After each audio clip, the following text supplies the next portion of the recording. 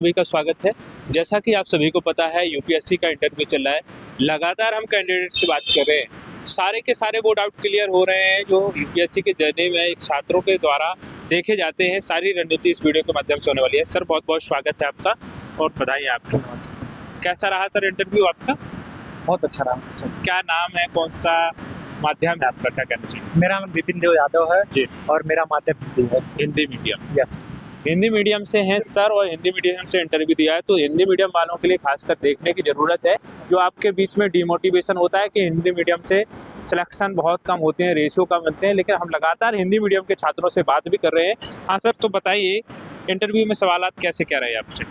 सवाल तो वही है, मतलब क्या चल रहा है, आपका डेप्थ क्या है, तो उसी आधार पे मतलब कि आपकी थिंकिंग क्या किसी चीज़ को लेके, आपका पर्सनालिटी क्या है कि आप यूनिडायरेक्शनल तो नहीं है, तो उस आधार पे एक बैलेंसिंग अप्रोच के साथ इंटरव्यू अच्छा रहा। अच्छा, ऑप्शनल क्या है आपका? Hindi literature. Hindi literature. Yes. अच्छा, हिंदी साहित्य आपका ऑप्शनल है। शुरुआत से ही हिंदी साहित्य है कि अभी आपका बदला गया है? नहीं बदला गया, इसके पहले ज्योग्राफी था। ज्योग्राफी था। यस। तो वही चीज़ मैंने पूछा है पहले, क्यों बदला है, क्या ऐसे रीज़न लगे आपको? क्योंकि ज्योग्राफी की सबसे बड़ी पहले समस्या मुझे लगी है कि उसमें हिंदी में कंटेंट नहीं है उतना बेहतर। और दूसरा, यदि आपके पास कंटेंट नहीं है तो और आपका स्कोर भी कम आ रहा है तो ये जरूरी है कि समय रहते आप उस ऑप्शनल को चेंज करें और उस वैकल्पिक विषय का चयन करें जिसमें आप सहज हो और जिसमें आपकी सफलता की जो प्रतिशतता है उसमें वृद्धि हो। अच्छा। अब सर हम करंट इसमें इंटरव्यू में बात करते हैं, सवालात जो रहे करंट अफेयर्स से भी रहे, डेप्थ से भी रहे होंगे, हॉबी से भी रहे होंगे, तो थोड़ा सा बता दीजिए कहाँ से सवाल रहे? करंट में जो चल रहा है, जैसे वेनेजुएला इशू चल रहा है, डेनमार्क का इशू चल रहा है, हाँ। इंडिया एंड एवरी कंट्री चल रही है। हाँ। तो इस पे एक ओवरऑल कि आपकी थॉट क्या है, हाँ। कि आप कैसे इस चीज़ को टैकल करोगे एज ए ब्यूरोक्रेट, तो उस आधार पर क्वेश्चन रहे। अच्छा। जो फर्स्ट इंटरव्यू देने वाले हैं, आपका तो दूसरा इंटरव्यू है, उनके लिए क्या कहना चाहेंगे? क्योंकि उनके लिए भी रहा कि इंटरव्यू पैनल में पहली बार जाने वाले हैं। मॉक तो दिए होंगे लेकिन रियल इंटरव्यू में जो अंतर देखने को मिलता है बहुत सारे छात्रों का कहना होता है, तो आप उनके लिए क्या कहना चाहेंगे? पहली चीज़ तो कॉन्फिडेंस रखना है जी कि ये आपके पर्सनालिटी का टेस्ट है कि आप किसी विषय को किस रूप में देखते हो। तो सबसे ज़रूरी चीज़ है आपको आत्मविश्वास बनाए रखना है और स्वयं पर फोकस करते हुए कि हमें अपने पर्सनालिटी को अच्छे से प्रेजेंट करना है और किसी भी चीज़ में डिमोटिवेट नहीं होना है। आप जाओगे, आपको एक अच्छा माहौल मिलेगा और आप अपना बेस्ट करोगे, यही सब। अच्छा। एजुकेशनल बैकग्राउंड का है सर आपका? मेरा बीएससी रहा, यूनिवर्सिटी ऑफ इलाहाबाद से। अच्छा। तैयारी में कब से आए थे आप? मेरी तैयारी में हो गया 4 से 5 साल हो गया और लंबी जर्नी रही, लेकिन एक अच्छा है कि इस चरण में आपको सब कुछ सीखने को, कहते नहीं पूरी लाइफ आपको सीखने को मिल जाता है इस चरण में। तो एक एग्जाम नहीं है, एक आपके जीवन है कि आपको सिखा देता है कि आप भविष्य में कैसे बनोगे। तो जर्नी रहा, लेकिन सही है कि आपके परिवार का अगर सहयोग रहेगा तो आप कुछ भी कर सकते हो। विशेष तौर से मेरे भैया इंद्रदेव यादव, उनका अतुलनीय योगदान रहा, मतलब कहा जाए तो मेरे सब कुछ, उसके अलावा कुछ। अच्छा। शुरुआत जो रहती है प्री से स्टार्ट होता है, फाइनल इंटरव्यू होता है, लेकिन प्री को निकाल पाना बड़ा मुश्किल होता है। क्या कहना चाहेंगे ये पड़ाव, इसके बारे में बहुत सारे छात्रों का पूछना भी रहता है कि इसके लिए खासकर कैसे निकाले, क्या रणनीति रही? क्योंकि मेरा प्रीलिम्स में स्कोर 130 प्लस था इस बार, तो मैंने आईएफएस भी दिया था।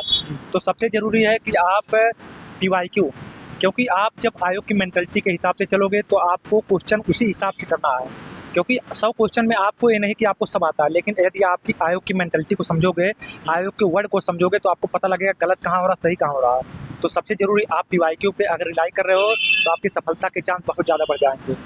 क्योंकि किसी भी आयोग का, किसी भी व्यक्ति का जो पर्सनालिटी होता है उसके शब्द होते हैं कि किस तरह से वो कम्युनिकेट कर रहा है। तो आयोग की अगर पीवाईक्यू आप करोगे तो सबसे बेस्ट चीज़, उसके अलावा कुछ नहीं। कितने सालों के पीवाईक्यू जरूरी है?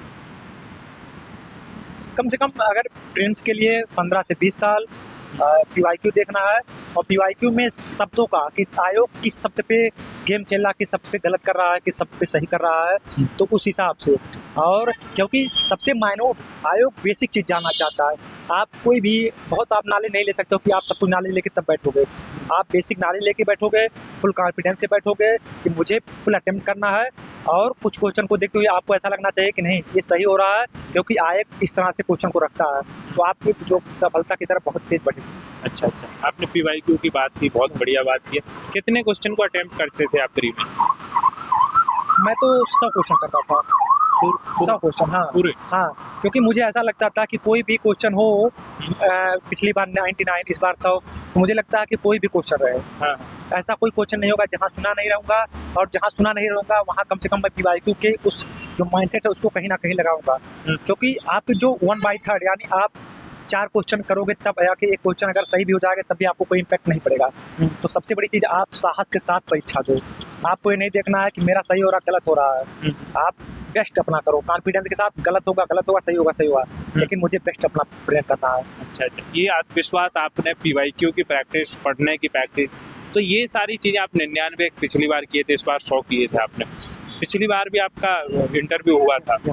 अच्छा, तो ये देखिए 130 नंबर आपके इसमें प्री में आ रहे हैं, GS में 130 प्लस। 130 प्लस, तो बहुत बड़ी बात हो जाती है। तो ये कैसे है, उसमें आप देखते थे कि सभी को आपको ये रहता था कि ये करने वाले हम पे क्वेश्चन है तो ये सही होंगे, कि इसमें आप गैस करते थे, कैसा करते थे? कम से कम 35 क्वेश्चन, लगभग 35 से 40 क्वेश्चन आप 100% पे जाओगे। जी। उसके बाद आपको 50 पे पहुंचना ही पड़ेगा। हाँ। तो आप विकल्प देखते वक्त ये मत सोचना कि मेरा गलत हो रहा कि सही हो रहा है। हाँ। मैंने इस चीज़ को पढ़ा है तो मैं इस चीज़ को ऐसे विकल्प टिक करूंगा, इस तरह से उसको प्रेजेंट करूंगा। तो सबसे बड़ी चीज़ है आप साहस लेके एग्जाम हॉल में प्रवेश करो। ये मत देखो कि मेरा होगा कि नहीं होगा, कि क्वेश्चन गिन रहे हो कि आपका कि मेरा सिलेक्शन हो गया, इतने से हो जाएगा, नहीं। जरूरी है कि आप अपना पूरा बेस्ट साहस के साथ, कि होगा नहीं होगा, लेकिन प्रेजेंस ऑफ माइंड के साथ अच्छे से विकल्प को चयन करना है। अच्छा, CSET में कितने क्वेश्चन करते थे आप? CSET में तो इस बार अच्छा रहा। CSET में PYQ ज़्यादा रिलायबल करो, और मैंने लगभग 80 क्वेश्चन में इस बार 60 से 65 क्वेश्चन अटेम्प्ट किया था। 60 से 65? हाँ। तो इसमें भी ठीक ठाक रहा होगा। हाँ, PYQ। और सबसे जरूरी है आप कंपैरिजन की PYQ, किसी भी चीज़ का कंपैरिजन मत करना PYQ। हाँ। क्योंकि आयोग किस कंपैरिजन को किस माइंडसेट के साथ गलत करता है, सही करता है, वह रियलिस्टिक चाहता है कि आइडियलिज्म ऑप्शन चाहता है, या आपको PYQ से। क्योंकि आपके लिए हो सकता है कि आपको सब ऑप्शन सही लगे, कुछ भी सही लगे, लेकिन आयोग क्या चाहता है कि आप कैसे व्यक्तित्व हो, आदर्शवाद या यथार्थवाद। तो उस हिसाब से PYQ बेस्ट। अच्छा अच्छा अच्छा, ये तो आपके PYQ के बारे में हो गया। Yes. मेंस के लिए क्या कर रहे थे आप? मेंस के शुरुआत से ही आंसर राइटिंग की थी कि प्री के बाद की थी आपने आंसर राइटिंग? मैंने कंटेंट पे पहले काम किया कि टॉपिक वाइज, और उसके बाद मैंने PYQ पिछले 12 सालों के मैंने UPSC के PYQ को लगाया। और किसी भी क्वेश्चन को लगाने का मैं सोचता था इसमें डायमेंशन क्या क्या होंगे, कि आप 20 क्वेश्चन बेस्ट नहीं कर सकते हो, लेकिन यदि आयोग की जो डिमांड है अगर उसको फुलफिल कर रहे हो तो आपको बेस्ट मार्क्स मिलेगा। क्योंकि PYQ आप देखोगे थीम भले चेंज हो रही है कि कुछ पूछा जा रहा है, लेकिन उसके पूछने का जो तरीका है वो सेम है। अच्छा, कि आप PYQ पे रिलाई करो और क्या चल रहा है देश दुनिया में, और उसके साथ स्वयं के जो व्यवहारिक नॉलेज है उसको उपयोग करो। अच्छा अच्छा अच्छा, हाँ। अच्छा, ये बताइए कि ये ऑप्शनल आपका हिंदी साहित्य है, तो हिंदी साहित्य के लिए कैसे तैयारी की है? कोचिंग या सेल्फ कर रहे थे? नहीं, मैंने